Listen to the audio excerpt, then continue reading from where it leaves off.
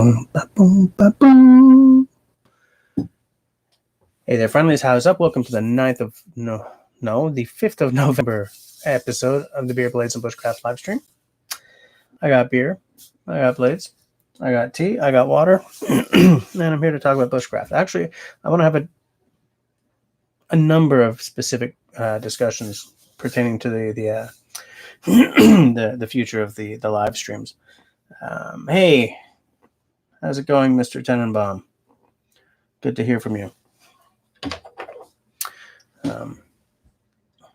And Simone. Hi, guys. Who else is on with us? It says there are 3 of you watching so far.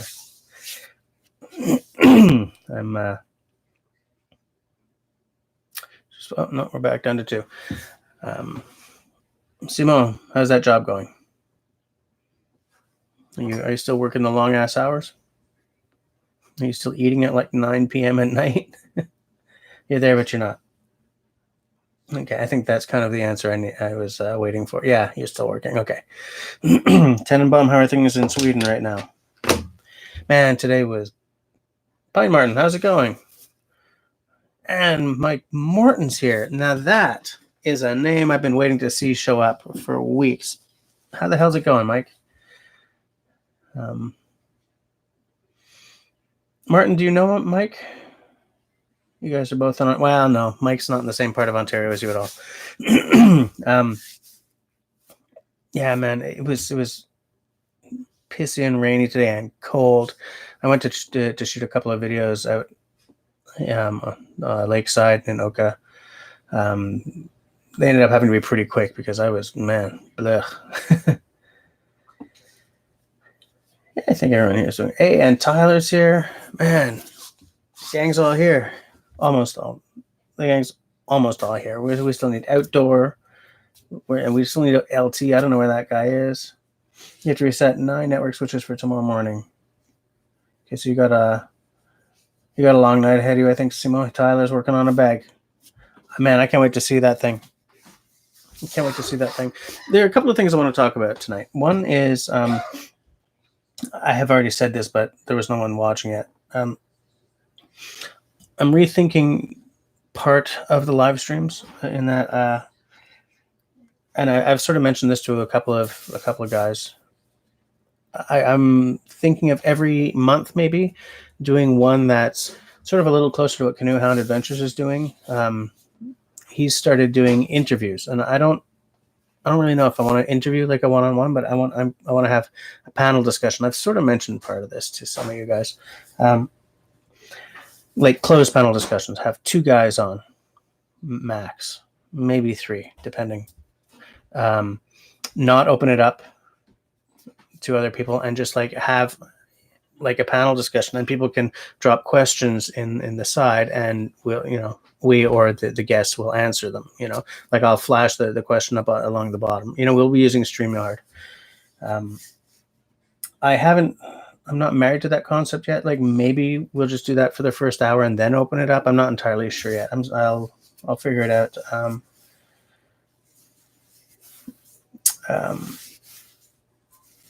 But I know that I'd like to do that because I think it'll make a really nice difference if every few episodes it's not just me sitting here or like me with a couple of guys and trying to get the camera to get everyone in. Although I do think that I should have another live stream with like a couple of friends pretty soon as well.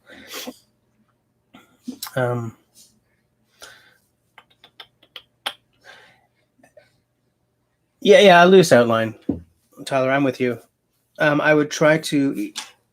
The genesis of this idea was not actually outdoor Canoe Hound Adventures' interviews. The genesis of this idea was my frustration over when I used to have Google Hangouts and just have it, open to anyone. And it didn't matter what I wanted. Oh, excuse me. If Outdoor Dauber is here, he'd flash a 1-up on the screen. Oh, Outdoor Dauber is here. Where was I? Yeah, I would have something specific to talk about that night, and it would always end up getting derailed by people who just wanted to talk about other things. you know, and yeah, there's my my UPC code down there. Outdoors flashed it up. Um, you know, and I want to keep it much more sort of focused. Um, Canoe Hound seems to be Dennis over at Canoe Hound seems to be very good at keeping things on track. Another guy who's really good at keeping the panel discussions on track is Mark from do you guys know Scouting Free? He's in Germany. Um, he's a good guy. He's got a good channel. He's very critical of what a lot of us do, but it's not to be a jerk or anything. It's because he sees what, like I do, he sees what YouTube was like when we were starting out years ago, and my sub numbers do not reflect a picture of how long ago I started YouTubing. I was inconsistent for years before I started in 2008. Like, I got to get this, this schedule going and stuff. And hey there, Hike with Mike. I just saw you somewhere else, didn't I? Actually, Pine Martin too.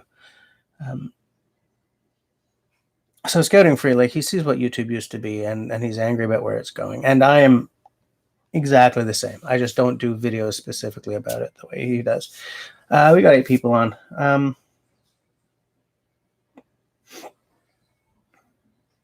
I'm just catching up here. Outdoor Dog was like, hey, everyone. Woo! Oh, yeah. Hey, Rain Dance. It's okay. It's fine. It's fine.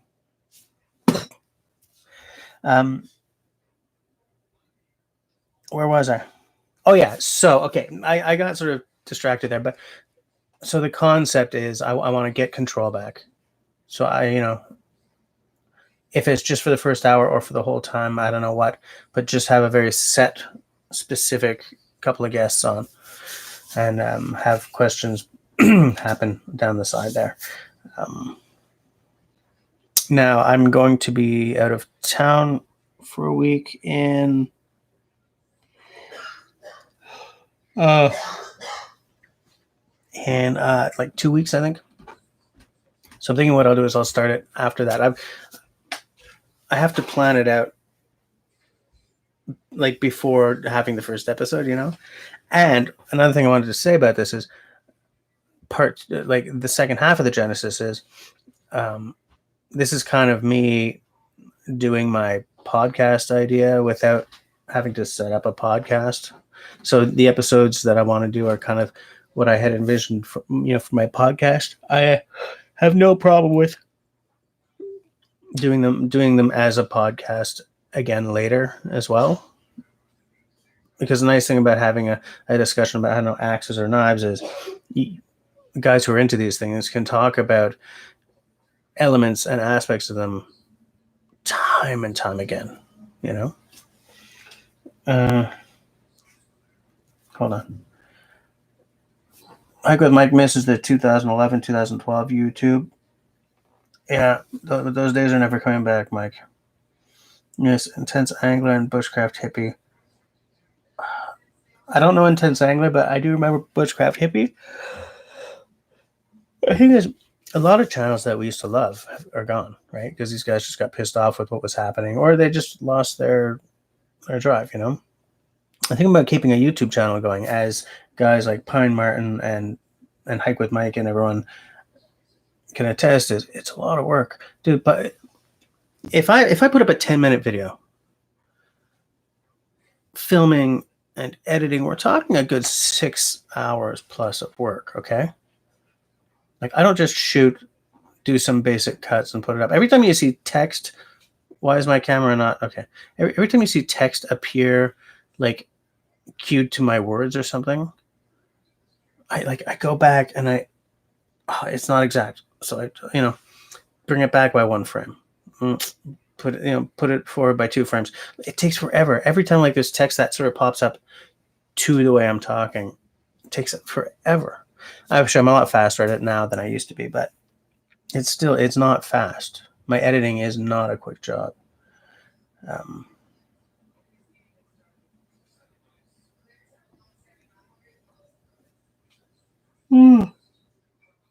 Yeah, I know, outdoor. That's enough.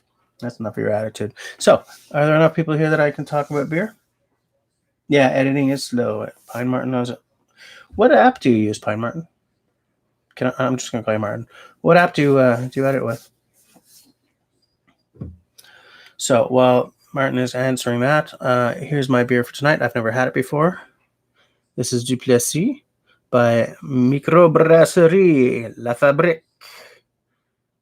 It's in Matan, I think. And it's a 500 ml bottle, and it's a 6.5%. They call it Foreign Extra Stout. And the words Foreign Extra Stout are the only English on this entire bottle. Bière forte, strong beer. Oh, it says strong beer as well. So let's pop this open.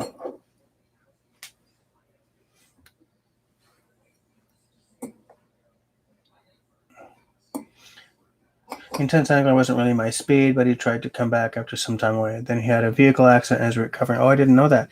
Pie Martin, I just used the free software that came up with your laptop. Windows Live Movie Maker. Okay. I did not know about that. My editing app cost me $300, which is not unaffordable when it comes to editing apps, but you know, I spent the money before I got demonetized.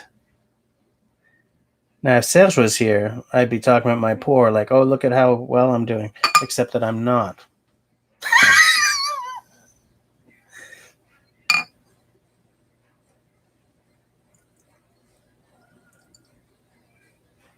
Oh, this is ugly. What? I'm just gonna let that sit.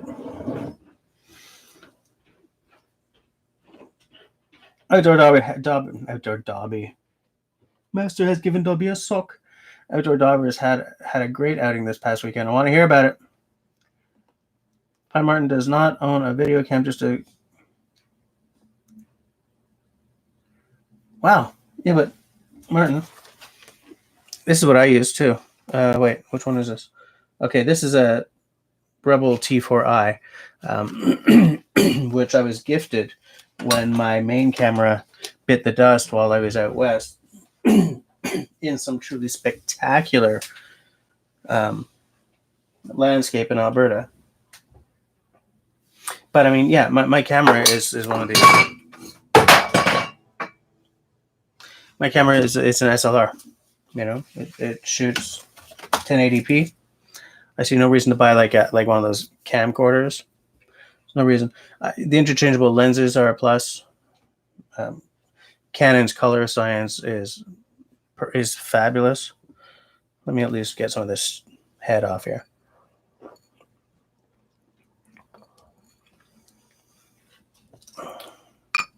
But like I'm doing this one by the book. I angled the glass.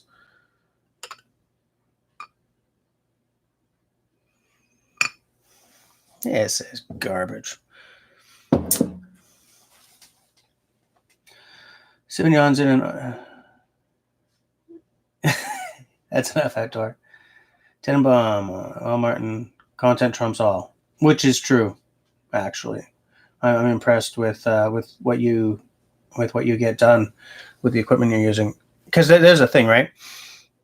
So many people doing this are like, I've got to get this...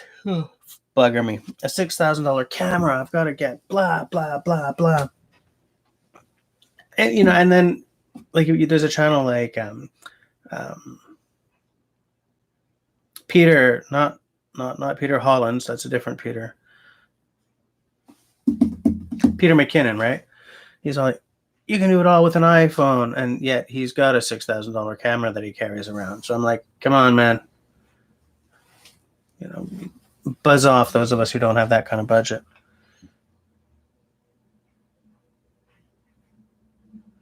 Fish cooked down, can't put the can in the freezer. Yeah.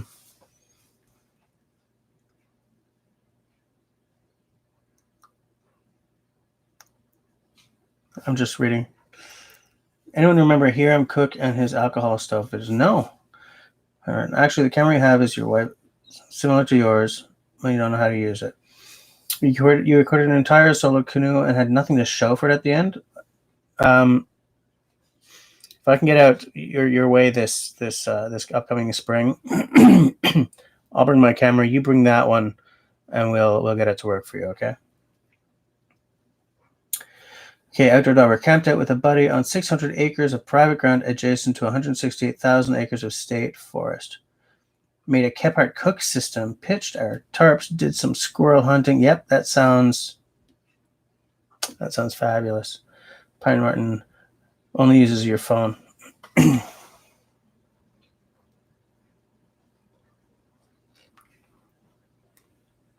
Wait, hold on. Found some chaga. Woke up to 28 degrees and a skiff of snow on Sunday morning. Nice. No, the standard size Canadian map. I'm pretty sure it's probably the same as an American. Hold on. I will go to the Canadian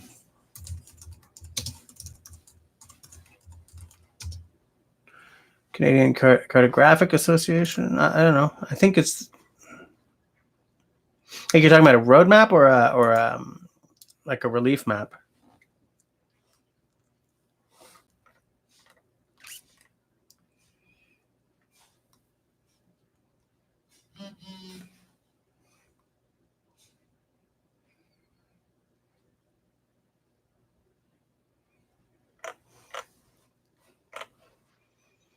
I'm trying to look it up, but I don't actually know how to look. Like I don't know what I'd be looking for.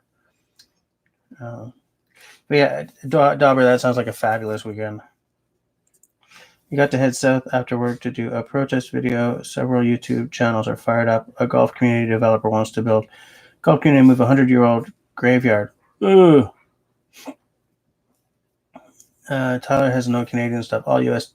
trail guides. Oh, you need to know what they fold to.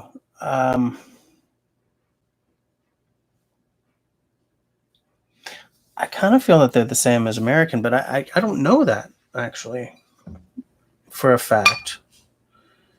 Come on, beer.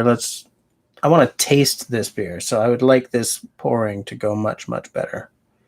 This is garbage. This is garbage. It is unfortunate. You know what? I'm just going to sip it from the bottle. Well, things are looking up, but they're not looking up enough. So I'm just going to take a swig. The problem with drinking it from the bottle is you don't get the bouquet coming up out of the glass, right? So I don't know if I'm going to have, and if this taste is going to be indicative of what the beer actually tastes like. And like trying to get the damn head off doesn't. That was an unfortunate way to put that.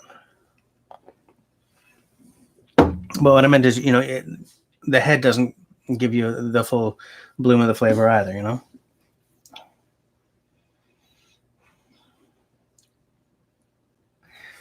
Let's look up Canadian trail maps. Like they sell this kind of thing at Mountain Equipment Co-op, right?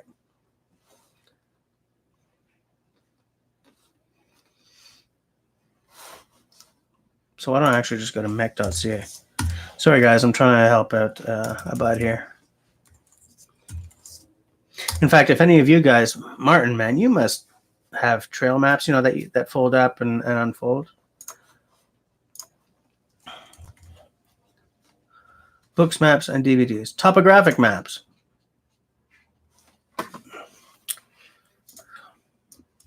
Tyler, is this what you're asking about? Tyler, is this what you're asking about? Can't show history. What? No, stop it. I don't care about the history. Oh, right. It's because I'm running in Windows right now, so all the damn keyboard shortcuts are different than I'm expected. Than I'm used to.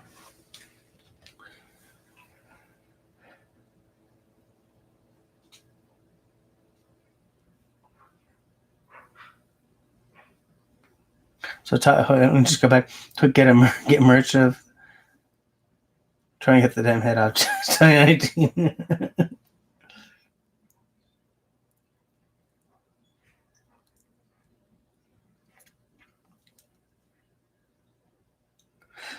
Well, the page that I just sent you, Tyler, is to the maps that you can get at Mountain Equipment Co-op. And like, here's one: Adventure Map, Algonquin Map North. That looks like about the same as. I wonder if it has the folded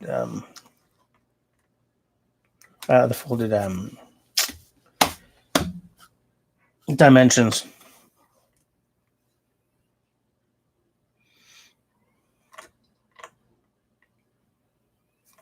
Of course not, because Mountain Equipment Co-op doesn't think I need information.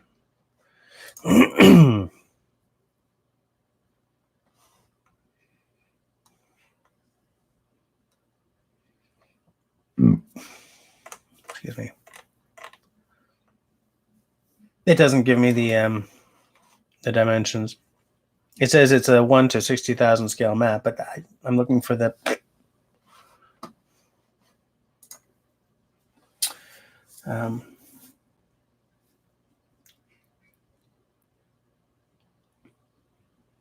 Probably shouldn't make that into a shirt. You're right. Check signal.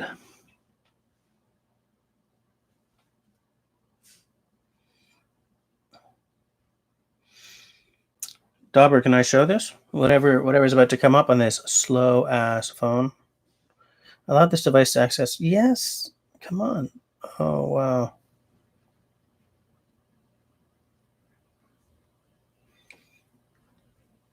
Wait. Hold on. Okay, Florida Trailblazer and On the Move have already posted their videos. Good to know. Outdoor, you bought something tonight. What did you get? And was it like a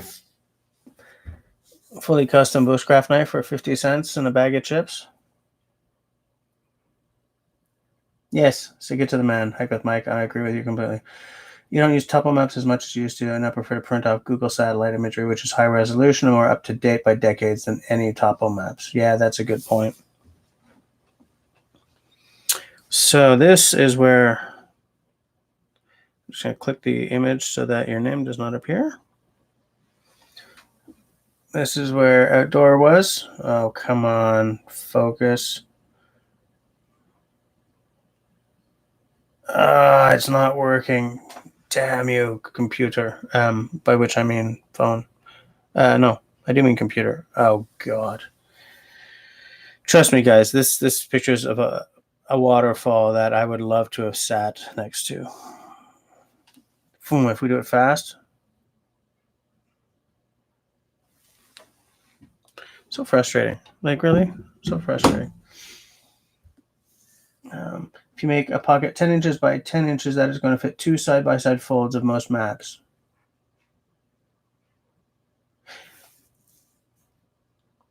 And that sounds like it's pretty much just the standard size, right? Tenenbaum?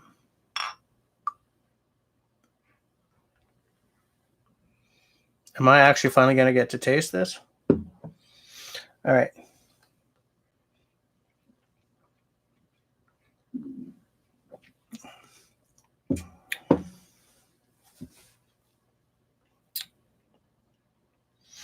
Well, it's a stout, that's for sure, but it's got sort of that zing off the top that you get with really high octane beer.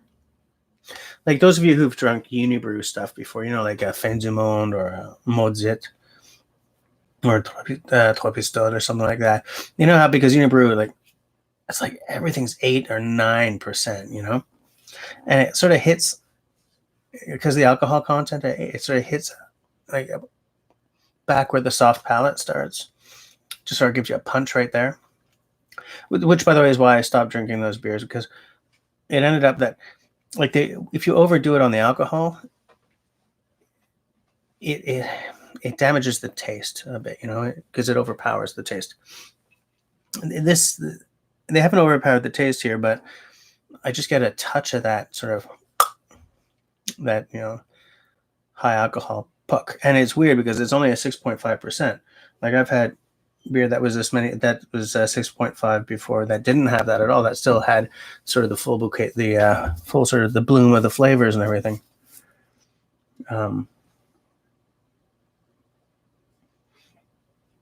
because of Guinness and stuff like that, I expect a stout to have a much creamier flavor than this one has. This one's a little sharp, probably because of the 6.5%. It's got a good weight to it, taste-wise. I am loving how dark it is, though. Look at that. Boom, boom, boom, boom, boom. Now you see me, now you don't.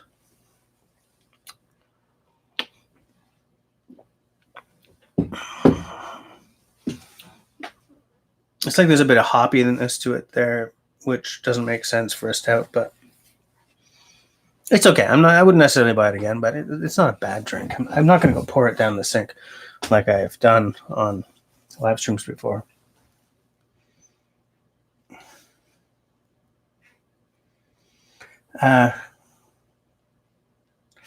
You bought his Dockers brand 65% wool pea coat with quilted lining. Man, when I was in Cégep, how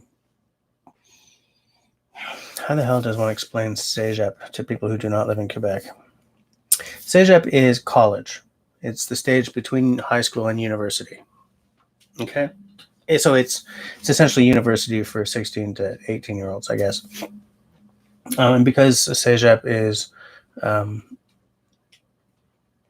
it's part, like it's public education, you don't pay for it the way you do for university. So it's a good low-cost way for students to figure out what they really want to do instead of going from high school straight into the stress of university. It's a fabulous system. The rest of Canada should adopt it. Quickie Frisco, Granted, because of that, we have 1 or 2 years less of high school than certain other provinces, right? I think it's just 1. Nobody goes to grade 13, eh? And we go to grade 11, then there's 2 or 3 years of Cégep, depending on whether you're going into a career program or not, and then it's university for those who didn't go into a career program. All this to say that when I was in Cégep, I had a pea coat, like a blue one with anchor buttons and a quilted interior that I loved. And if I felt that I could pull one off, being a fat bitch, I would have one again in a second. I love the pea coat. It's a great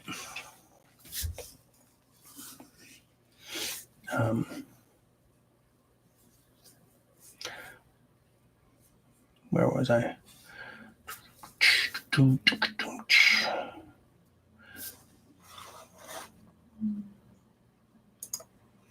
Boom. I just showed Tyler's measured a Michelin map of the Netherlands.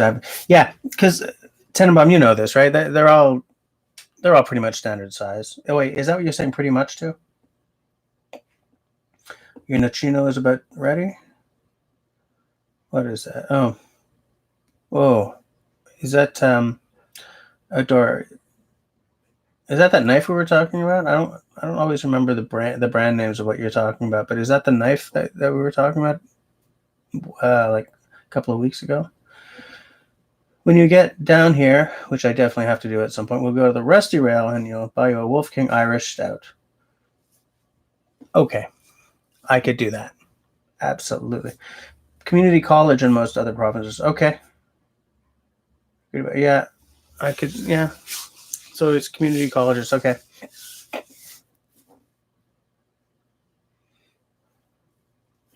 For those who like pea coats, send me patterns and fabric. I will write you a receipt and make that shit. Oh, you got charcoal gray. Nice. And you paid $9.95.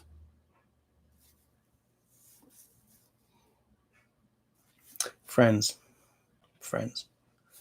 Mr. Outdoor Dauber has an ability to piss off those of us who cannot find a deal like no one you will ever meet. He doesn't spend full price on anything.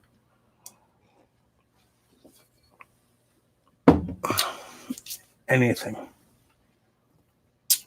I'm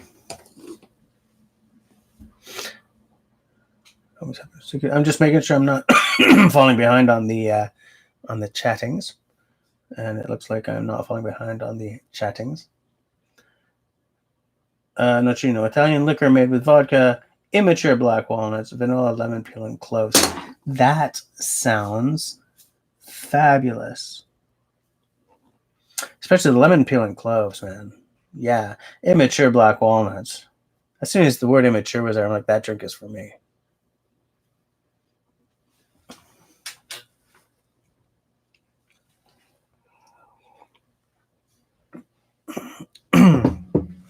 I hope all you Canuckians are wearing your poppies on this month of months.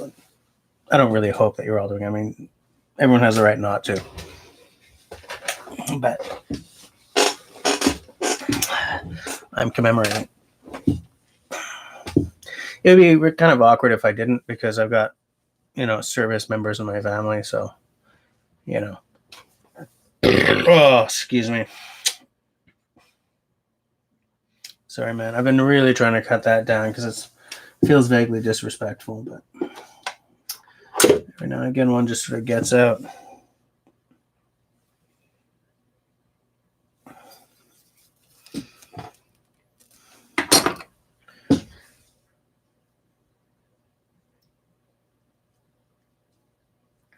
Pine Martin's already lost 2 poppies so far. Yeah. What I used to do is put, a little flag pin right in the middle so that it didn't have to do with, this redonkulous little pin. But I don't know where the little flag's gone, so I'm just sucking it up and hoping I don't stab myself to death.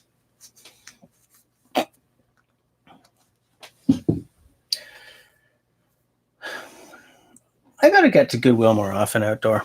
I gotta get my ass over there, see what I can find.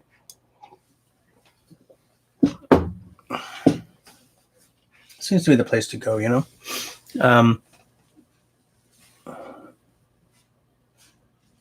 What the hell were we talking about?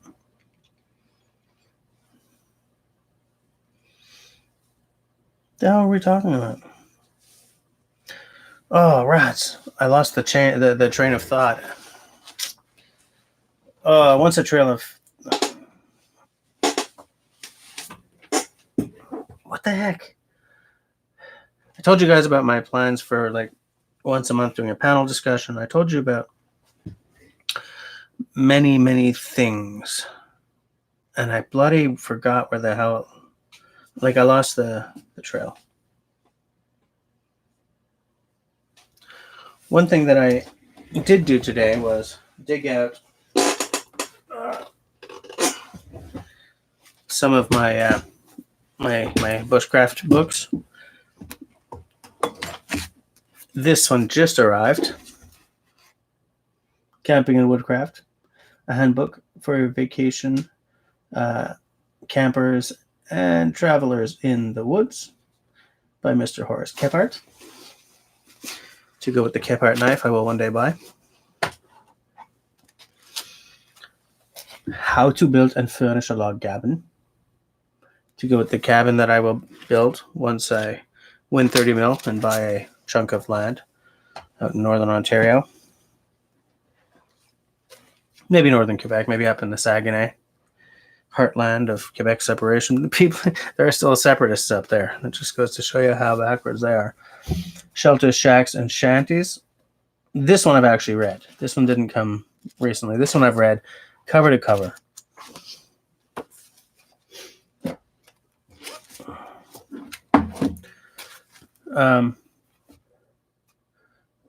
Paddler's Guide to Ontario's Lost Canoe Routes. This is by Kevin Callan. I have this because I was in a panel discussion with him and Martin a few weeks ago, and Kevin challenged me to write a book about Crown land in Quebec, and I said, and he talked about one of his books where he did essentially the same thing, and I said, which book was it? I'll buy it off of Amazon, and he told me, and it was this one. So that also came recently. And I've had this. This is also by Kevin Callan. I've had this for a while. And you know what? I have never even cracked the cover. I got this. I don't remember why I got this. I got this, now that I'm thinking about it, because I want to not just sort of show Camille how to camp the way I was taught how to camp, like in this real sort of ragged ass way, if there's like with anything you do, there's the common sense way of doing it, and then there's learning a few things and not necessarily running the risk of injuring yourself as you teach yourself lessons. Do you know what I'm saying? And so I got that book because even though I'd never met him or even really knew who he was at the time, I had heard that he is very bloody knowledgeable and is a born educator. And the more I hear from him, the more I know that is absolutely accurate. So I'm going to read through some of these. Some of these I got because when I make my Patreon non-dormant, one of the rewards, whatever, is a book club, which, you know, and and I want to have some books to actually read for the book club. But more on that when I de-dormantize my. It's actually hot in here. What the hell? I put this wee jacket on because it's been frigid down here for a couple of weeks. Now the damn temperature outside is dropping like a rock, and it's warm in here. I don't get it. Tyler's been doing the Goodwill thing a lot lately. Good man. We only have one locally. Stop by probably once a week. Pine Martin, Kevin's Happy Camper book is a good resource for responsible camping with modern techniques and gear. Yep, that's just a better way of saying what I was trying to say.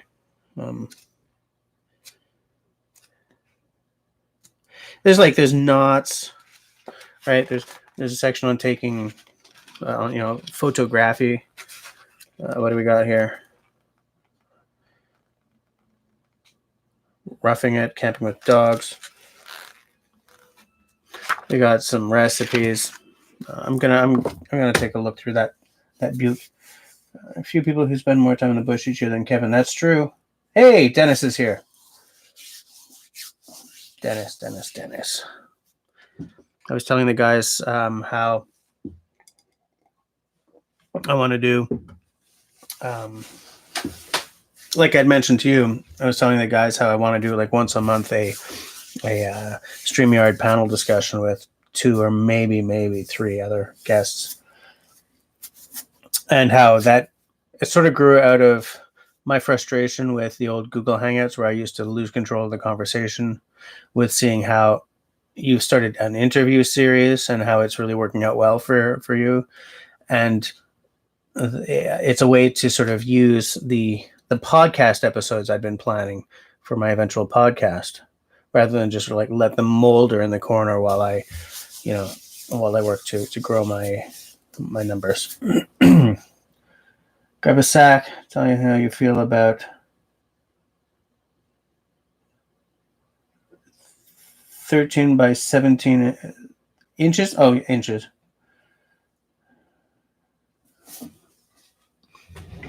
Let me get a measuring tape, guys.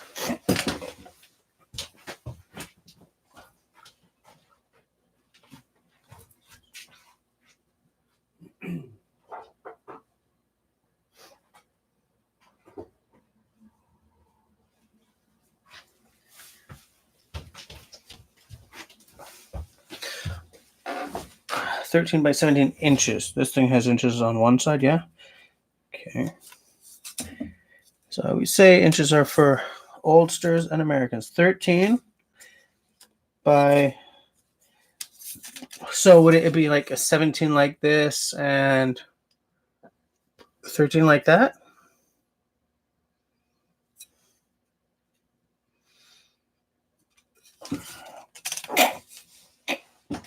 Tyler's retracting messages. Why do you go 17 wide? That seems big. I mean, granted, I've never owned. We're talking about a haversack, right? I've never owned a haversack before, but I would have thought that haversacks were usually about 13 to 15 wide. Do I have a completely? I'm basing that. I did used to have a haversack. I used to have one of those old British ones, British/Canadian ones from the Second World War. Heavy canvas. Gorgeous. If I ever get one again, I'll be happy. And they came in 2 sizes, and one of them, I believe, was a 13-inch by 10 or by 9 or 10. And one which I didn't have was a much bigger one. How did those after wanting to slap an axe on the bottom of yours? Oh, I see. Like loops on the bottom and sticking an axe through? I don't know. I think it's it's worth experimenting with. It does seem wide. Hold on.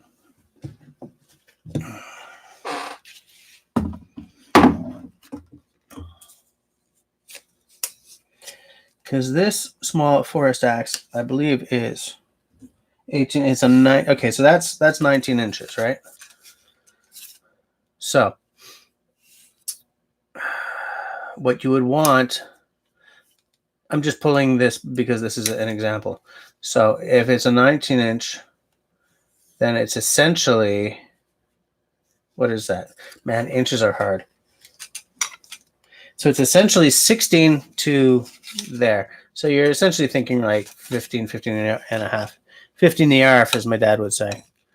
And so you would want to come in probably the same number of inches from the butt here, right? Because like that way, what you end up with is the size, the ideal size, which might actually be like, hold on, because I'm just thinking you got to come in to have some room for like your loop.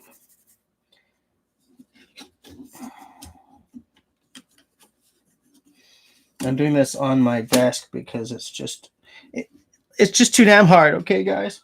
Okay, 19. If you include where the handle stands proud of the head, it's 19 and like 3 of whatever the small notches are. 1, 2, 3, 4, 5, 6, 7, 8, 9, 10, 11, 12, 13, 14, 15, 16. So 3/16.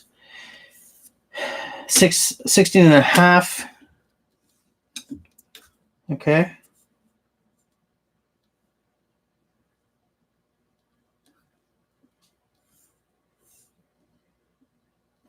So bring it about the same in from the about 3 inches from the RSN there.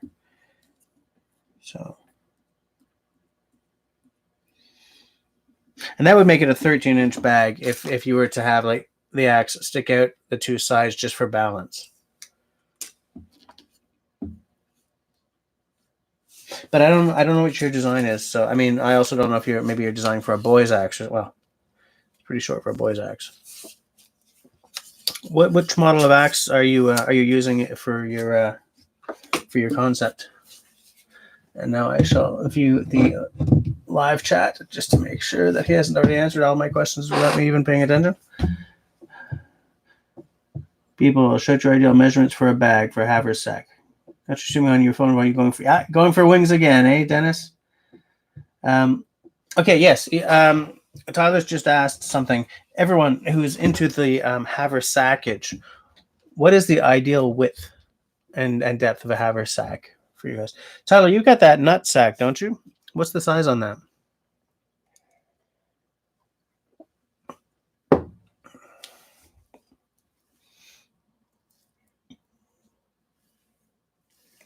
I was like, I wouldn't want to go any smaller than like 13 wide. I kind of don't think.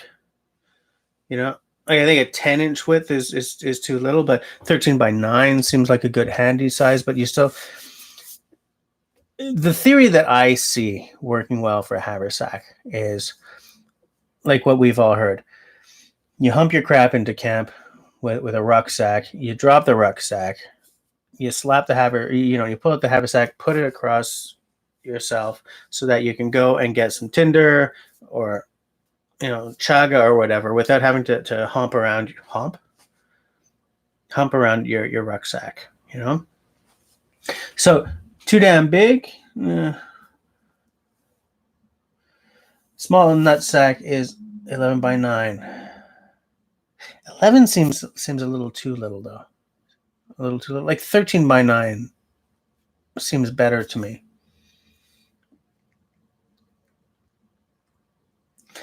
When it comes to outdoor dog, Tyler, when it comes to nut sacks, the bigger the better, because that's exactly where this conversation had to go. Simone thinks that 2x3 because he had to take us there first. You guys.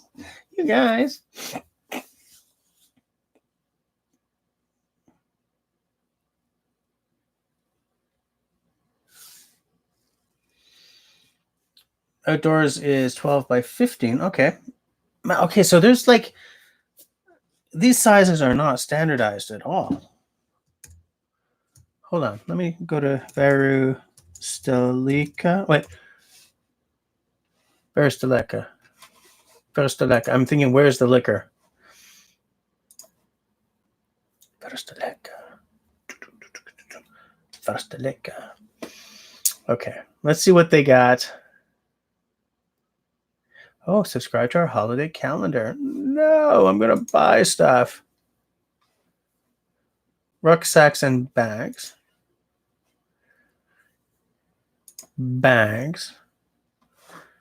Danish pattern. No, that's a rucksack. That's a tote bag, which I would not buy because, I don't need no tote bags.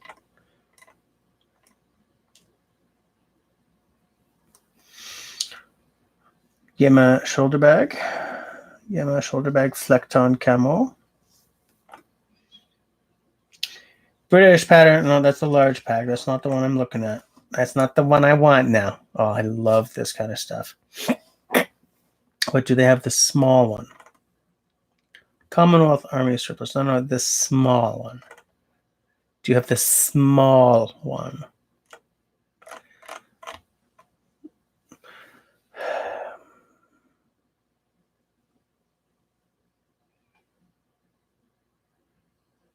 I'm just seeing if I can find one at Verustelika. Because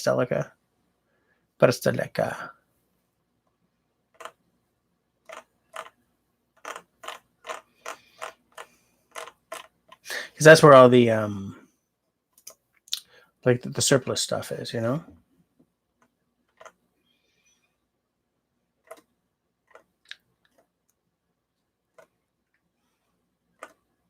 Like, we don't need a gas mask bag.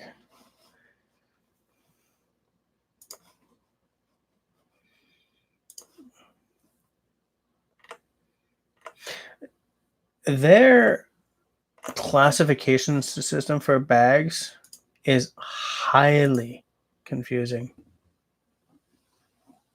Highly.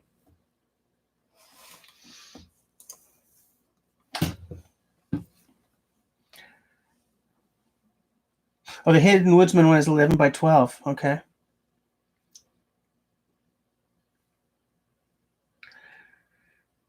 Hold on.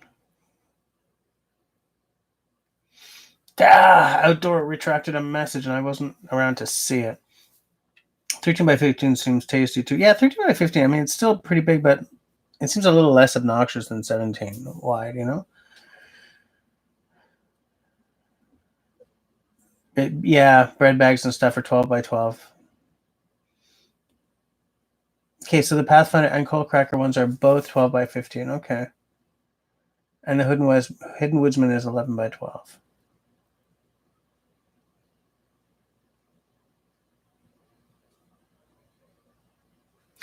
Well, Tyler, here's the thing. My camp pillow that I sometimes use, the one that I purchased from Mountain Equipment Co-op, it's not a full size pillow, right? It's about.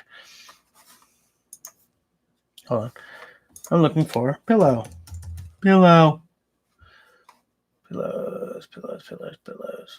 Is it a C to Summit? No.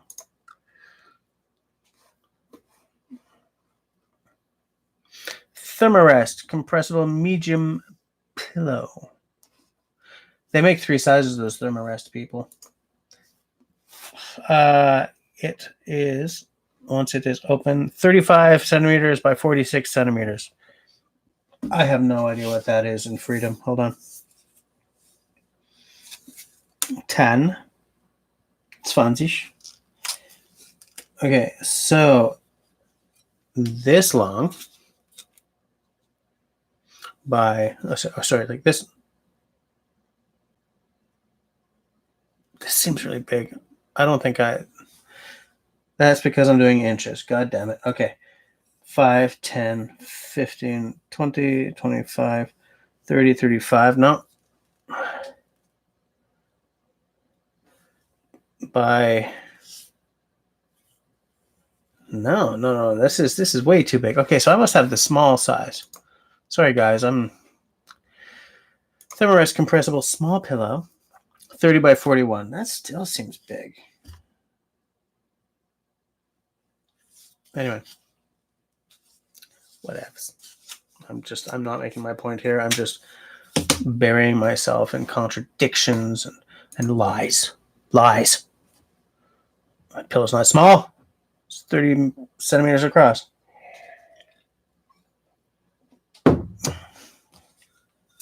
30 centimeters in Canadian is 12 inches in freedom.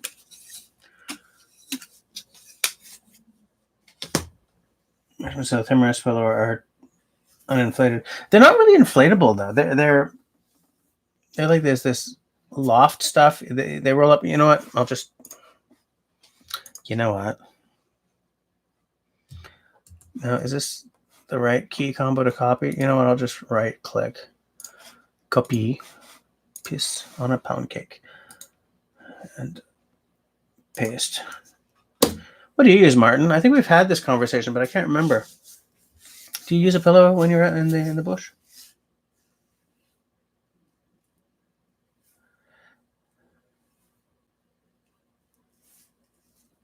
So maybe something like a 15 by 12 or 15 by 13 would be. It's hard for me to visualize because we're talking about inches here. 15 by 12 would still be a very respectable camp pillow size.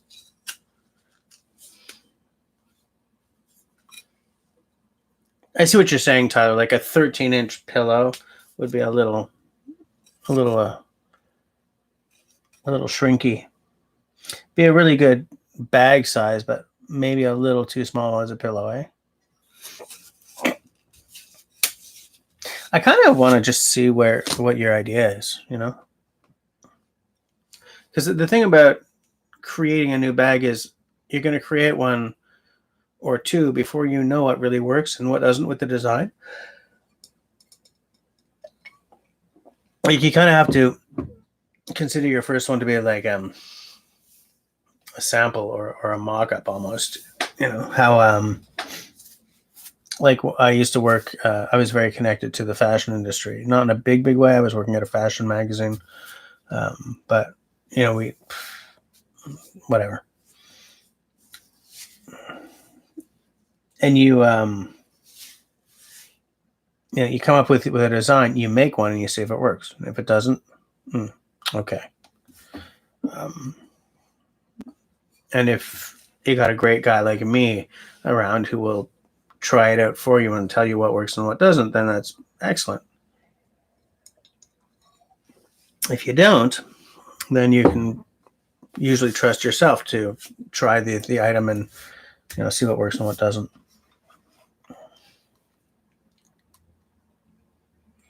Used outdoor used on Outdoor Vitals inflatable camp pillow. Yeah. $10, a good secondary bag or a day bag. Yeah, or maybe even a day bag if it's big enough. With a camp pillow, you're already taken care of. We're playing Bushcraft. Yeah. Yeah. Absolutely.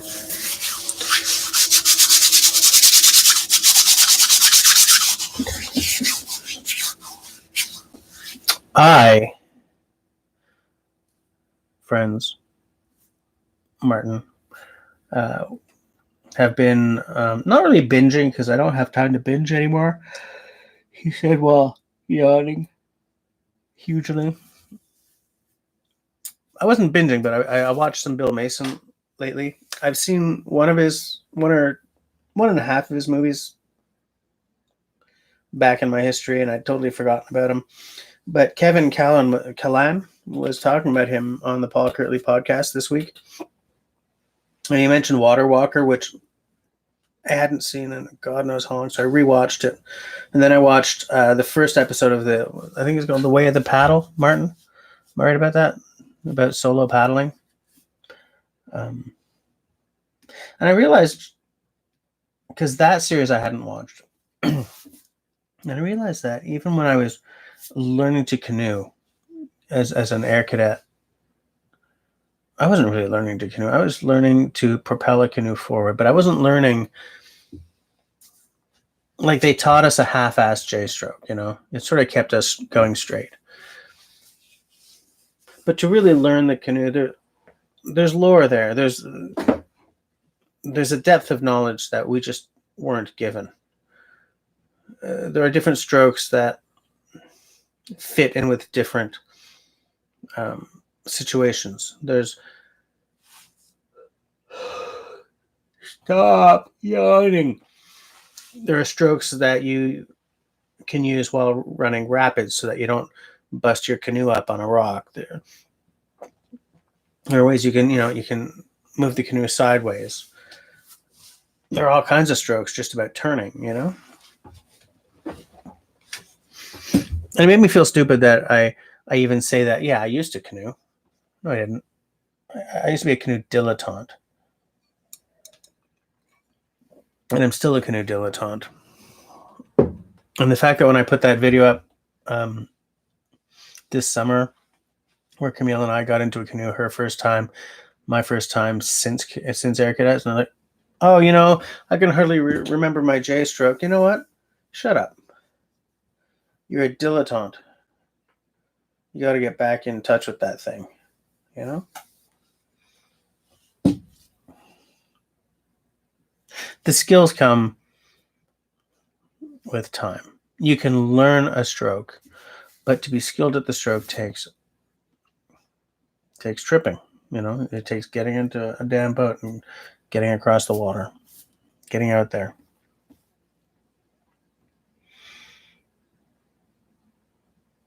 And it depresses me that I'm not doing that, you know? But anyways, next year we're going to teach EG an affordable boat and sort of try to flex that muscle a bit.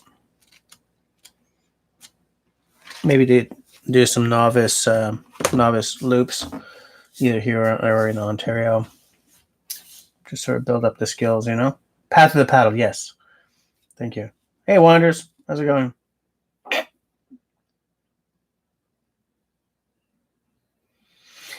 Wow, that's the thing, Martin. You're right. Videos and books can only get you so far, you know? I learn a lot of things through YouTube, but I don't learn the feel of any of them through YouTube. Or the lore of any of them. All that stuff comes with having someone sit there and say, no, man, you're doing that wrong. This is how you do it, you know? Winders, I'm okay. I don't sleep a lot. We're navigating. Oh God. We're navigating the life of being parents to a baby with an evolving set of food allergies.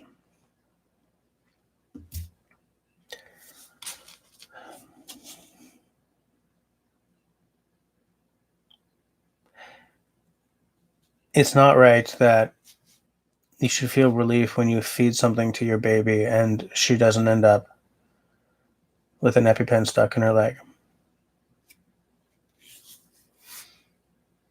That's the universe giving you the finger. No, that's the universe giving her the finger. It's stressful for us, but we don't ask me how I'm doing. I'm holding it together, but whatever. Bushcraft is therapy, guys. It absolutely is.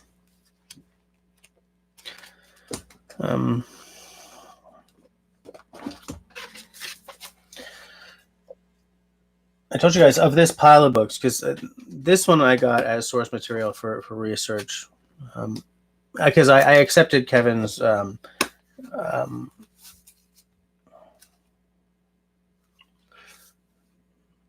I'm feeling all blue. Sorry, guys.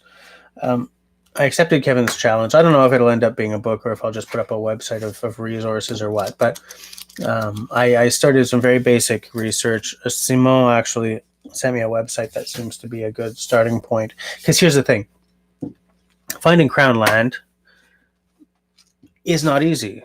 The website, even on Ontario, like the site that you'd start with, is aimed at resource companies, and so we have the same thing, but it's aimed at resource companies. So what I would love to do is sit with someone who has learned to navigate the Ontario version and sort of look at this and say, how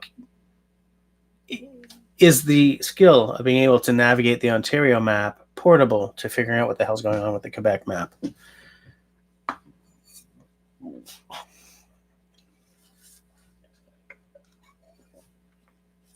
We need a resource. We need a central resource for people who want to camp and canoe in Quebec. The government's idea that, you know, if you're interested, you'll just find it, is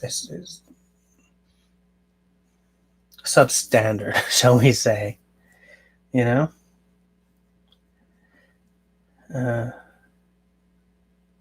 Pine Martin, you're correct about learning to paddle from videos. Yeah, like I can see what the paddle is supposed to look like, what the stroke is supposed to look like, but I will only really know if I'm getting it right if someone is sitting there saying, you know, your paddle's too close to the gunnel, or, you know, twist your wrist more or something like that.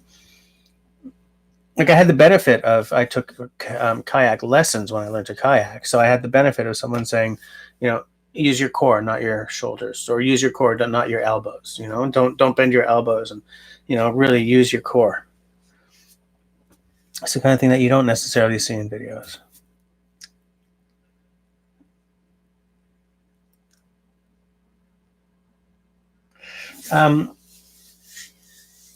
Tenenbaum says, I've looked at both and I'm not sure you can use the Quebec map in quite the same way. I think you're right, and I've only started looking at the Ontario one just to see. Ontario does everything better than we do, right? In terms of that kind of stuff. But like once I do my very, very basic foundational research, I think I'm just gonna have to send emails to people at Natural Resources Quebec, whatever that ministry is called, the Ministry of Natural Resources. I'm buggering the name, but you guys are gonna let me off the hook. I know.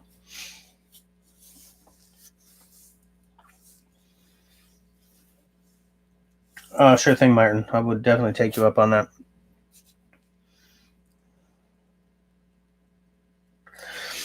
It's because, like, all the Quebec stuff is so, like, half-assed, you know?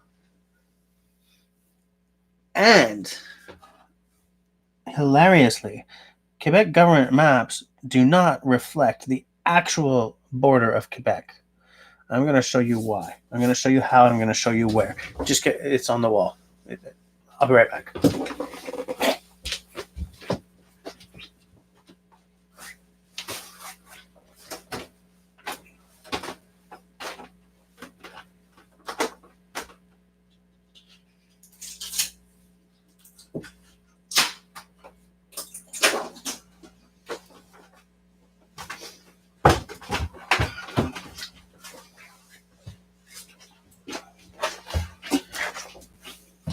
This is a map of where First Nations communities are in this province.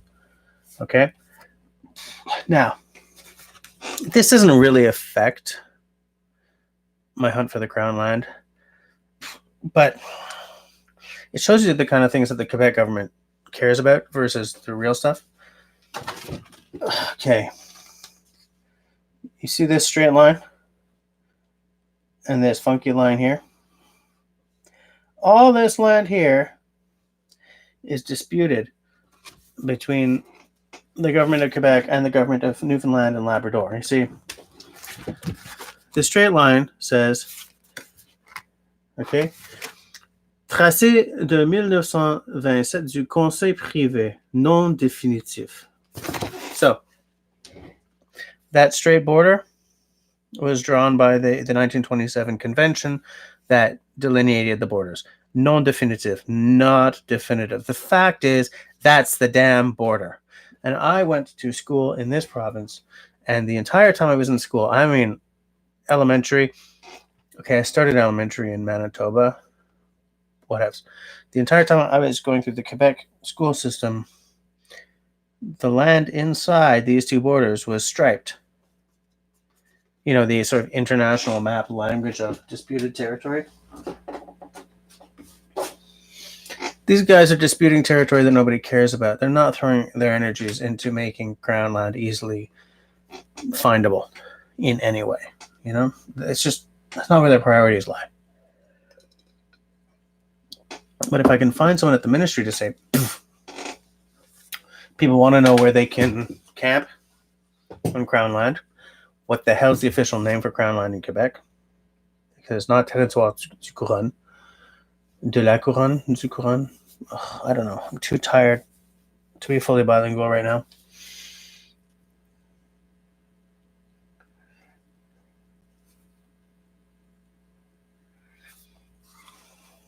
Hold on. Tannenbaum just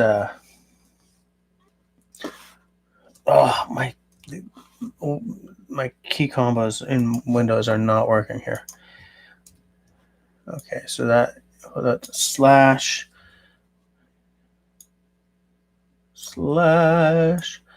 Tannenbaum knows how to get around YouTube's censoring of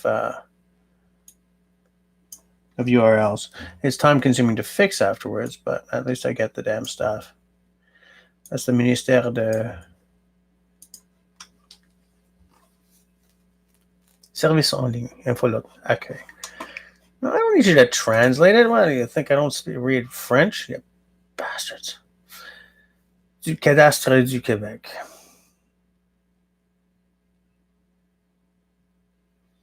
Un registre publié par l'État se registre des plans de propriété foncière privée du Québec.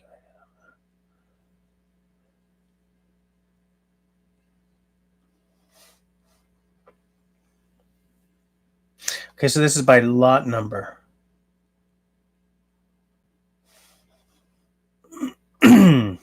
Intéressant. I will take a closer look at this once we're done here.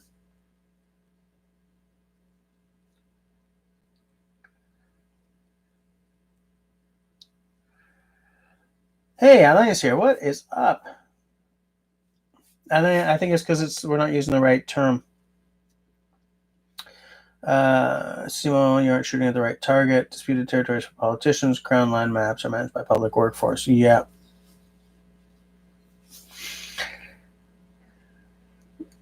I will take a closer look at that, Tenenbaum. That looks... Hold on.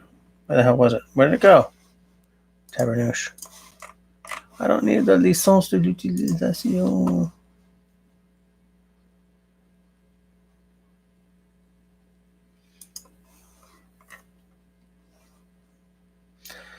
J'ai lu et j'accepte la licence. Why did I need a license to view this?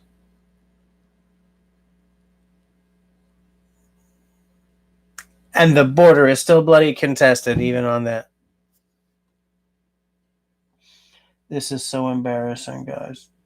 My government. They're not my government. I didn't vote for them.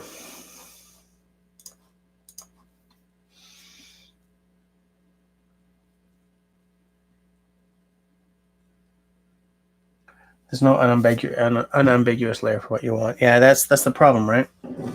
Because I'm trying to figure out what the terms are in French. By the way, I was talking to Craig, Canoe Hound, Craig Axe Junkies, and he's in the States, and we were trying to not negotiate, we were trying to figure out what the hell the American analog to Crown land really is, and I think it might be like just a state forest, except that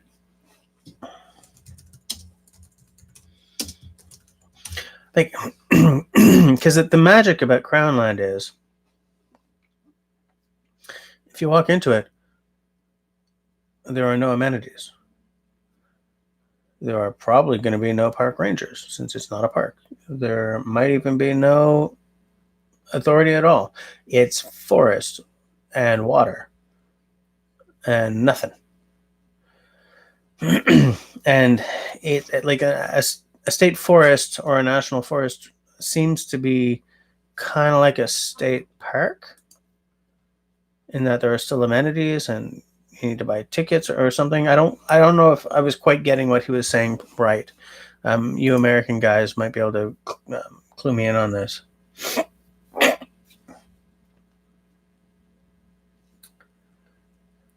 Bureau of Land Management is the analog, but isn't that for the state and national forests are managed? Yeah, but Crown land isn't. In fact, the idea is that if we use it, it won't be managed, because as soon as it's managed, they might sell it off to a resource company, you know?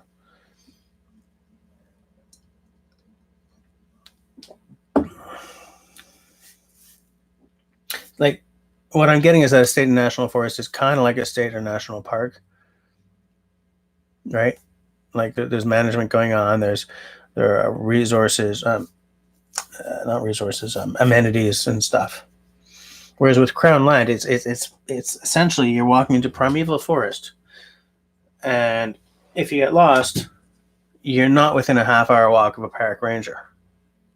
You're fundamentally lost, because unlike in the United States, here's the thing: if you get dropped in the middle of the United States, okay, let's not say you get dropped into like Arizona. That doesn't work, because you will die of starvation, of dehydration. Okay, but if you get dropped into Washington State, New York State, Louisiana, okay, any part of the United States, and you pick a direction and you walk far enough, you're going to hit a road or a town or a house or a cabin or a radio tower. You're going to, or a town or a city. Okay, you can't be dropped into anywhere in the United States and walk without eventually hitting something. You may not be too healthy by the time you get there. Like, you may be hungry. You may need a frickin' burger. But you will hit people. If you get dropped into the middle of Canada, Northern Ontario, Northern Quebec, boreal forest, tundra, blah, blah, blah, and you don't walk in the right direction, they'll never find you. They'll never find your bones. You're done. You know? And it's a difference that people don't tend to think about when they're, Canada is more American than the Brits and more British than the Americans. No. If you get lost in Northern Ontario or Northern Manitoba or the Northwest Territories, you could disappear. And that affects the national psyche of a country. Do you know what I'm saying? When your country is naturally more dangerous. In the United States, cities are more dangerous than here, of course. Everyone down there, well, not everyone. There's open carry, there's concealed carry. You can buy things down there that would never be legal up here. Absolutely. Yes. But what I'm saying is, drop someone into nature in Canada versus the United States, and it's a fundamentally more dangerous situation if you don't have a map on you or whatever.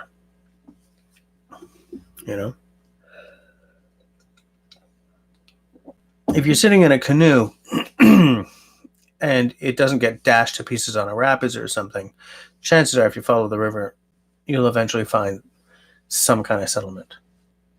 But just throw someone into the forest and take away their compass and stuff,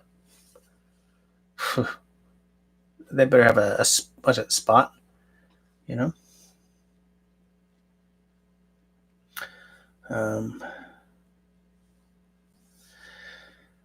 Crownland is managed every inch by each provo.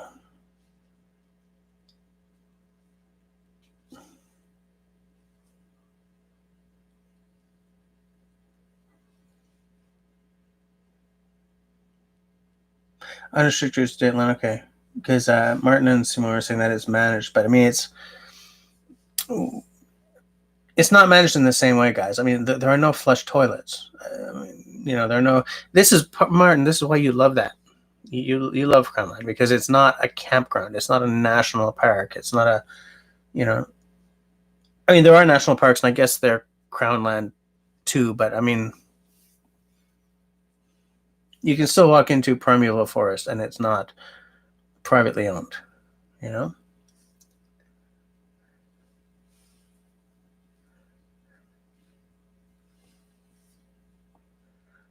Every provincial park is Crownland, but isn't every national park as well? Because okay, Crownland means owned by.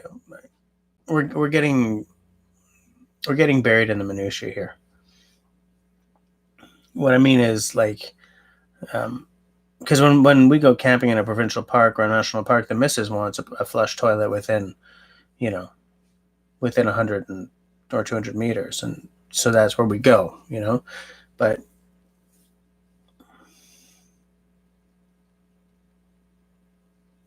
I guess the line is a little more nebulous than I am giving it credit for.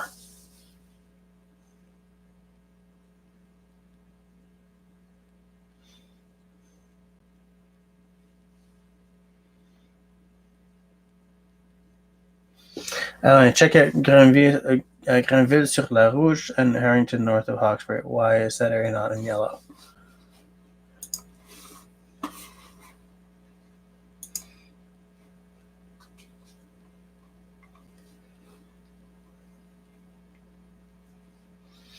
Yeah, it's hard to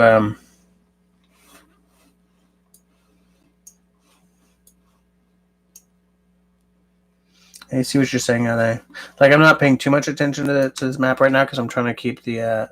But I see what you're saying. I don't know.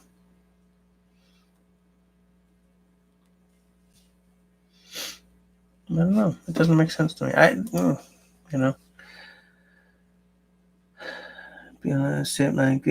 Every state has its own system. State forest would be the closest thing to Groundland, I think. In the middle of Canada walks south. Okay, true. But remember, the country's huge, right? But that's true because our entire civilization in Canada lives within like 100 kilometers or a few hundred kilometers of the U.S. border, right? Depending on where you are.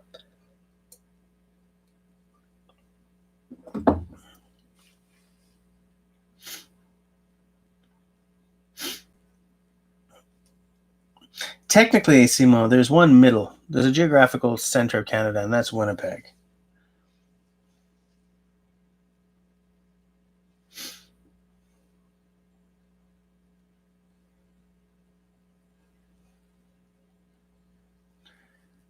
Wait, Pine Martin grew up right near where? I'm getting lost here. Right near Winnipeg. North to south middle, east to west middle.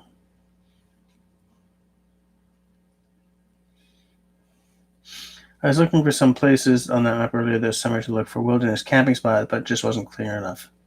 Yeah. Yeah.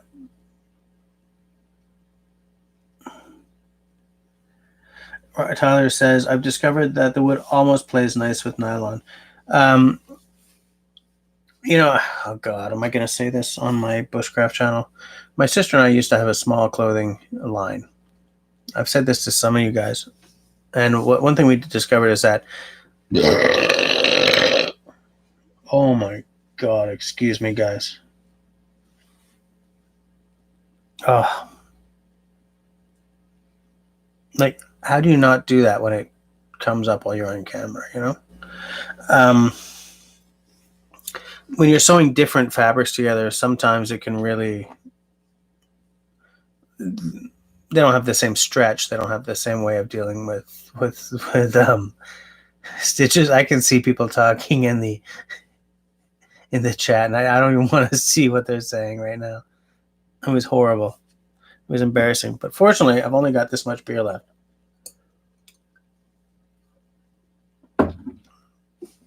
For those of you who live in Montreal, I will be playing the downstairs stage at Hurley's tomorrow night.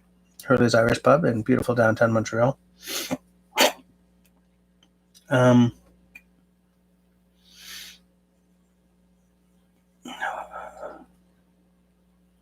You're running a thick nylon thread 3-ply. That should be pretty strong, yeah?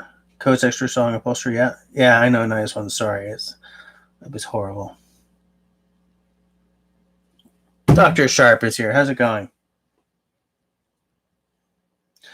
Yes, Tyler, you should have been clearer about that. Okay, beer's done, but tea's a good drink. I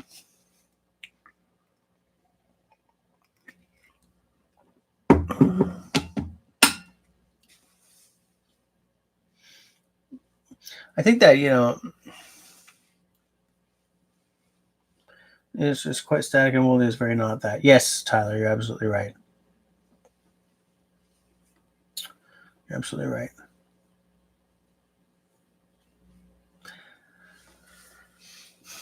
You know how every now and again we're chatting and someone says, hey, what's everybody's favorite bush knife? And then I ask everyone what their favorite bush knife is.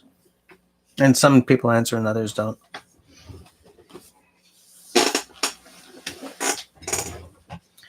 Everyone here camps, at least on occasion, right? What's your favorite season to camp in? Are you winter campers, fall, spring, or summer? I've been thinking about this because I'm not going to go into this right now, but I have a concept for one of the former podcast ideas and now live stream ideas. Where's my phone? Somebody just messaged me. Alain just sent a photo to the group. I will. Alain is whatever this is. Can I show this? My eyes are killing me. What's Alain sending us?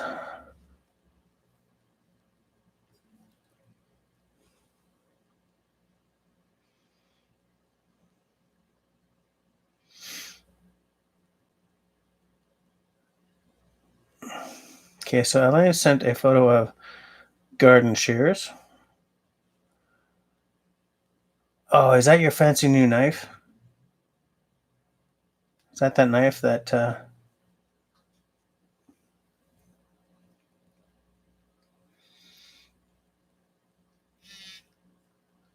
right, Simon, I'll see you later.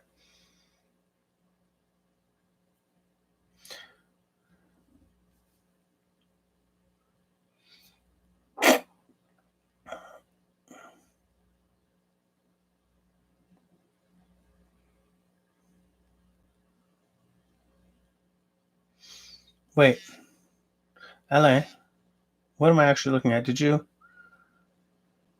recycle the handles of these shears into a knife handle? Is that what we're showing here? Okay, because here's some shears, some garden shears. Here's some garden shears. It's a bloody Newfoundland way of talking. And it looks like he's using a beautiful knife to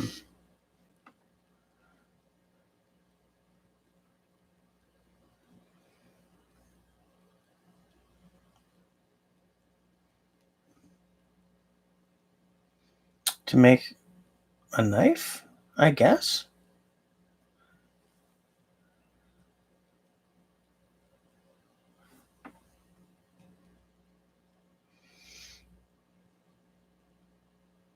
Wait, did you use the blades of the shears to make the blade of this knife as well? Did you turn garden shears into this knife?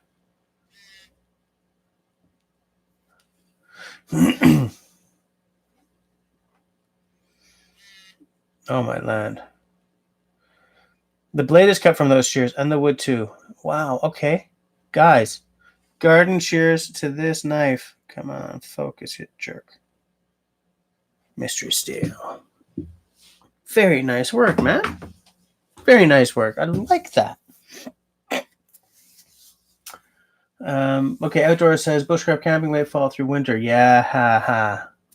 Family camping is summer. Yeah. Okay.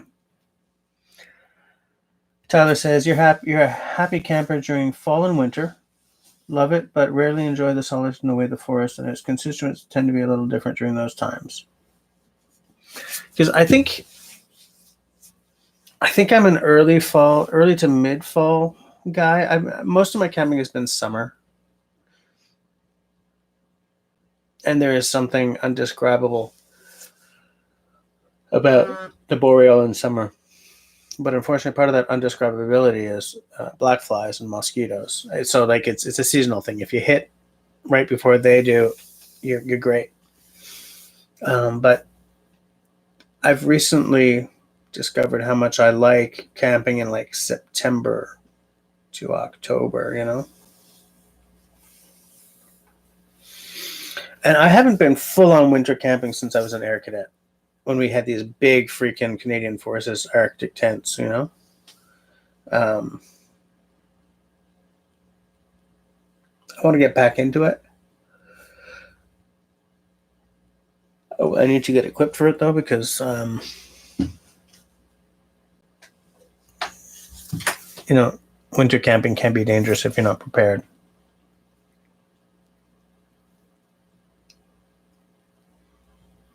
Yeah, LA prefers the fall as well. Warm enough, he says, to walk around without bugs, and making fires for heat is cool too. Yeah.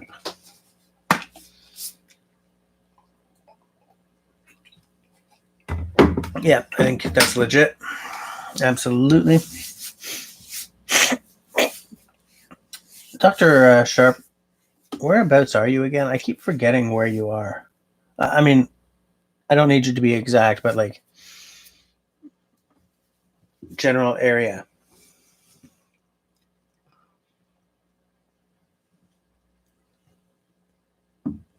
Tyler says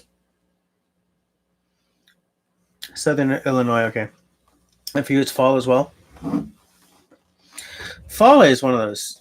Fall is one of those seasons. There are only 4 seasons. Shut up, Jesse. Fall is a season that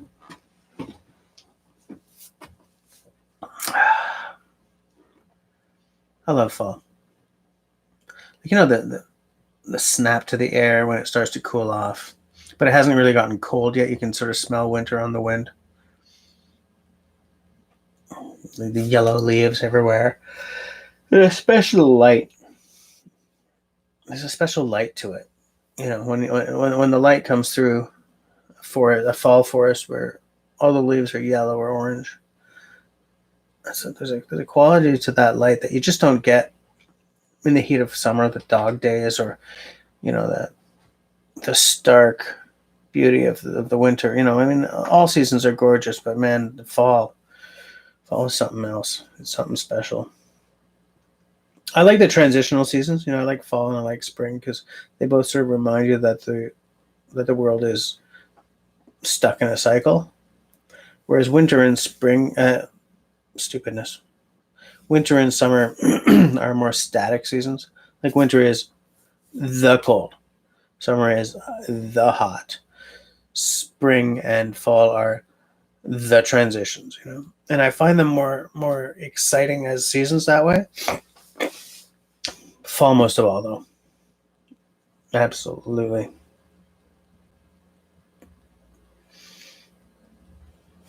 Absolutely.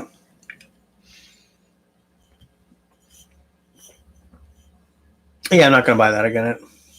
It wasn't, no. It wasn't bad, but not good enough to keep purchasing.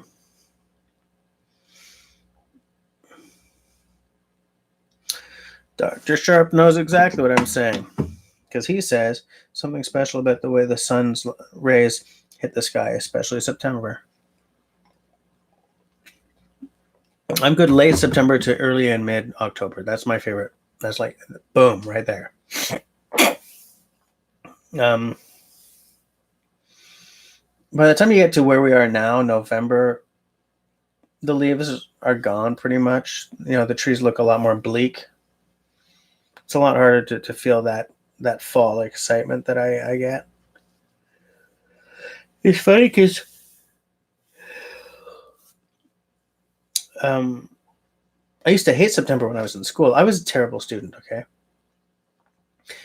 Classes I was very interested in, I got very high marks. And classes I just wasn't interested in, I got extremely low marks. Coupled with the fact that I still am, innumerate. So math was way too hard for me. And of course, I grew up, hippie parents and all that. Jess is just bad at math. Whereas I will not allow one of my kids to be bad at math. Math, man, you know what? Math is comforting. The right answers are clear. They're clear cut or cut and dried. Everything I have ever done in school was not cut and dried. I went, art school, script writing, blah, blah, blah, blah, blah. Whatever. I've already talked about this kind of crap too often in the past few weeks. But I hated school. And so September, like as soon as the calendar clicked into September, I was like, oh God, my life is over. And it's funny because I still sort of, even though I'm not in school, September doesn't mean anything to me anymore, except freedom from children. Let me take that back a little bit. Even though September doesn't mean the same thing to me, I still feel like a residual ping of that kind of stress at the back of my head. Like, oh, it's September, back to school. I'm not going to school. But there's still just like a little hit of that flavor just at the back of my head,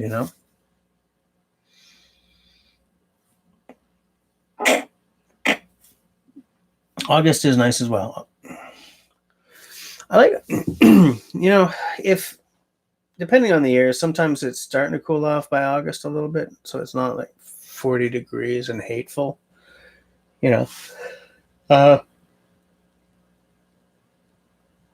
excuse me.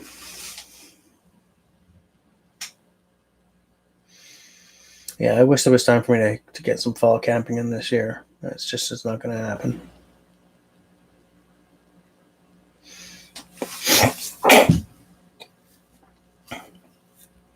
I would love to be able to take September off, Tenenbaum. Not with your job.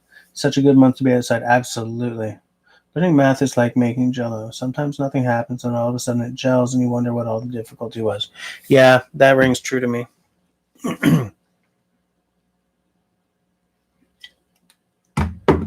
That absolutely rings true to me.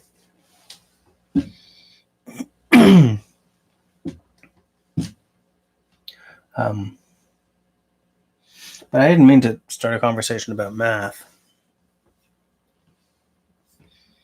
How did we end up on that? That makes no sense to me. How the hell did we end up on school? Oh, because of September. Yeah, camping in September. Yeah, so if I could, last year I think it was it the year before? Camille and I took, I think it was Labor Day weekend, and went camping. And I thought, what an amazing way to send off summer, to skart. What an amazing way to start the school year, like with one last camp out. I'd like to give that to her every year. This year was this year's an epic disaster in terms of getting anything done, but it's like the last hurrah of summer. We hit the beach. It was still warm enough to go in the water. She had a blast. She helped set up the tent. She helped take it down.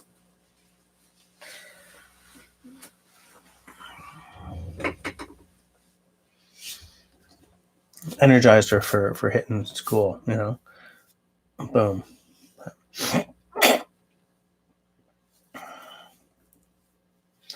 Where was I? You had ice in your canteen Sunday morning, but it was toasty warm in your sleeping bag. Did you say toasty warm? Hell, man.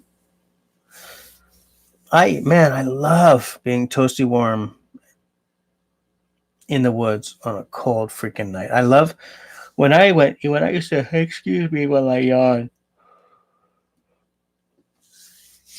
Up at hunt camp, man, we'd get in and it was cold and we'd crank the fire and have supper, and it was so warm inside that there'd be condensation on the windows, and then we would all go and hunker down into our beds early, because the thing is, man, when you're out in the woods, the sun doesn't just set, it just goes and it's gone, it's vaporized, and it's black outside. And we would just, after supper, we'd whatever, sit around and talk or play card games or something, and then we'd all go to bed. And man, it was so warm, and I knew it was so cold outside, and I was just treasuring like a scrappy ass sleeping bag on a foam pad on a plywood bed. And man, I just snuggled in and was like, this is the life, Smells like a good wood fire. Nice and warm. Like 6 hours later, I'd wake up and have to stick a log in the fire or something, but there's something about falling asleep in that kind of situation, that kind of context, that everyone's got to enjoy at least once or twice. If they do enjoy it once or twice, they probably want it more, That's the magic of that kind of stuff.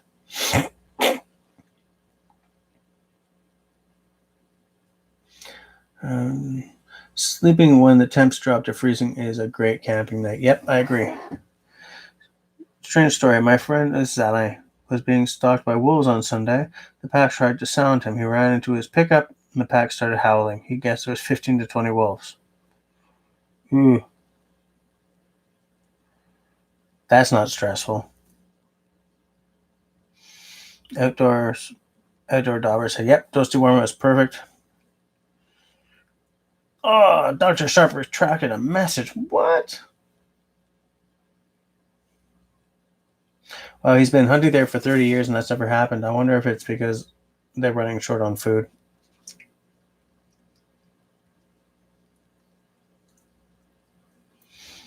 Like, because whenever...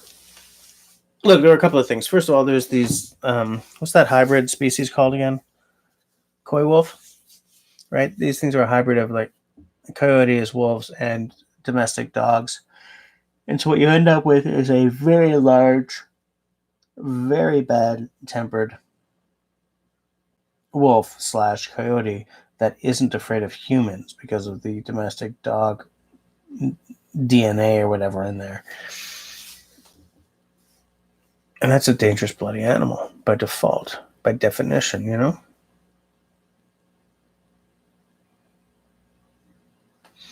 Oh, you were at the Exec Pontiac near Maniwaki?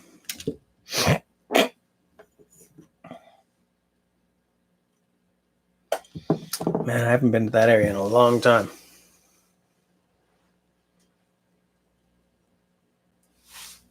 A long time.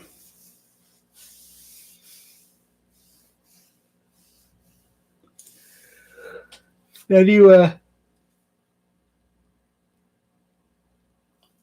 when you're being stalked by wolves like that, if you can't run into your truck, what do you do? Do you climb a tree? And like just sit tight for help to come while the pack mills around below you? I mean, I don't know. What do you do? If they make a move,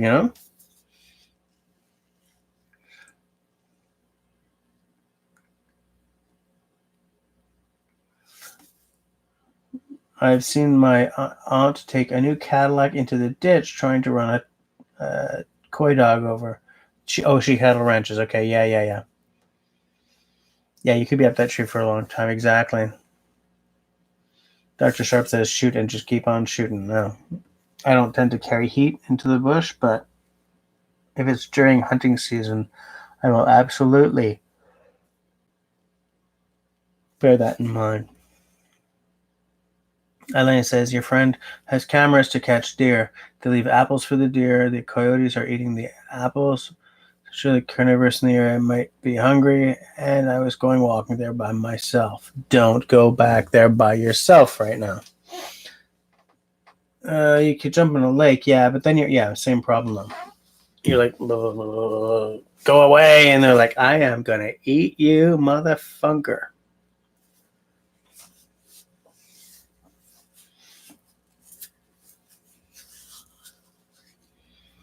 Kind of a dismal thing to be talking about, isn't it? People being trapped by a pack of wolves. Like, if you get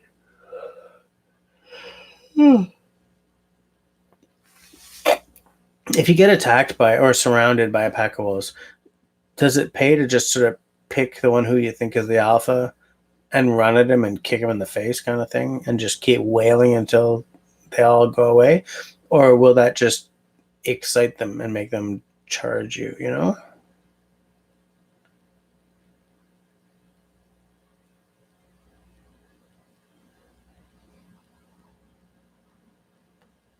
Anyway, I was just sort of like drifting and thinking about it there, but you know, whew, it's 22:41, guys. We've only got like 19 minutes left of this here conversation. Back at Veristelica, I want to see what they got.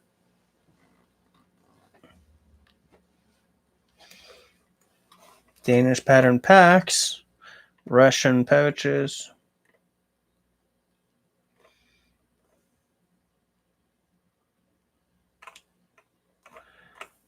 Just checking at the Veristelica. I mean, to a certain extent.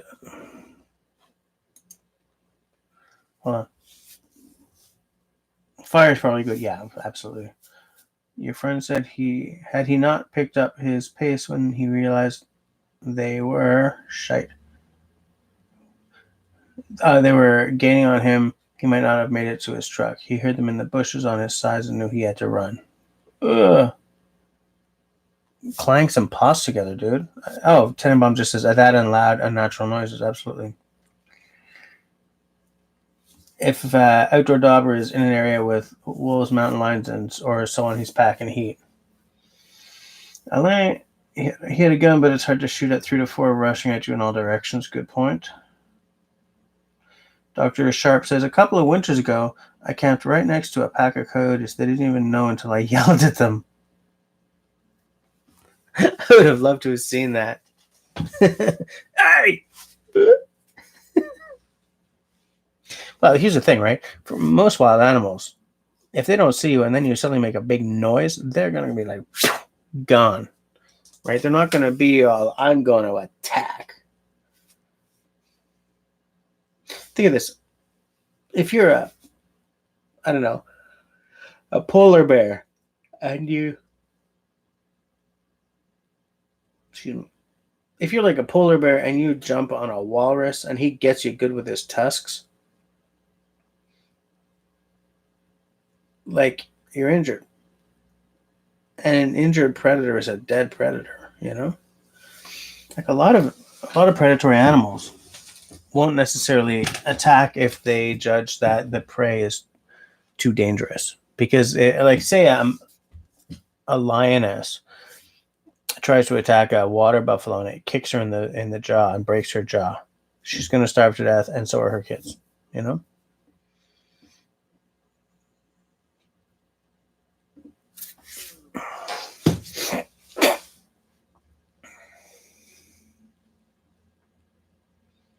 What a way to go, too, eh? Break your jaw so you can't eat and you can't feed your kids either. It's like, oh, God. Take me now.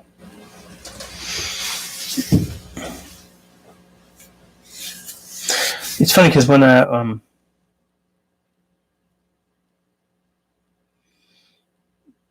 wolves are good swimmers, but they don't climb trees, unlike bears. Are wolves good swimmers? I didn't know that. I was going to say something and it was going to be fabulous. I don't remember. I just don't remember. The hell was it going to be? No, I don't remember it. Oh well. 15 minutes to go, guys.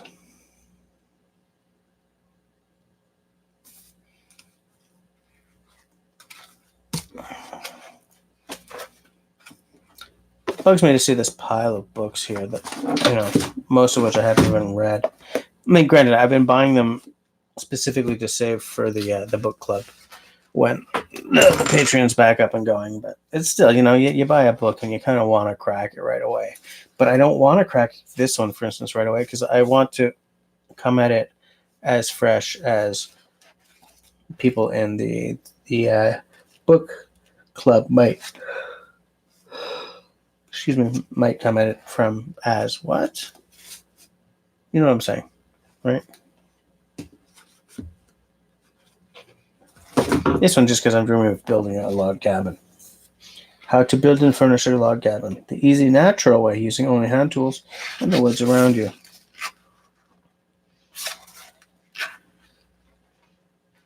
Or I could just make $1 million and call it like Carpenters Without Borders. They can come and build me a cabin, right?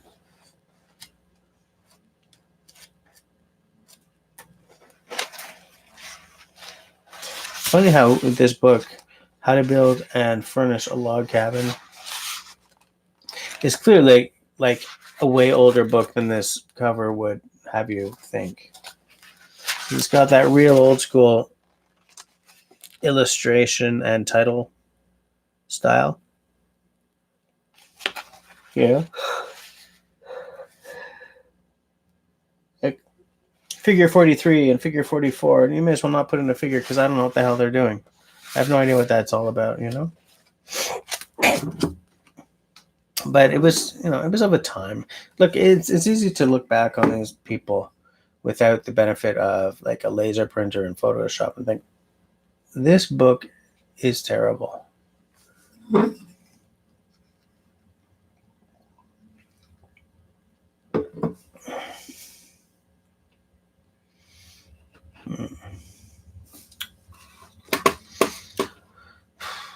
Oh, you know what? I may pack it in because I don't want to be at the point where I was it last week or the week before? I was just like, Yeah, I know I've only got 13 minutes left, but I'm getting bushed. Gotta go and do a couple of chores before bed. So maybe I'll just let you guys go and I'll see you next week. So thanks for hanging out with me. Thanks for making the live stream really cool, you guys. And in a few weeks, I'm looking forward to getting that whole discussion panel going. I've got another standard live stream next week, I'm pretty sure, unless something happens. So once I get back from out of town, I'd like to hit the ground running. So yeah. Thanks, guys, and I will see y'all next week.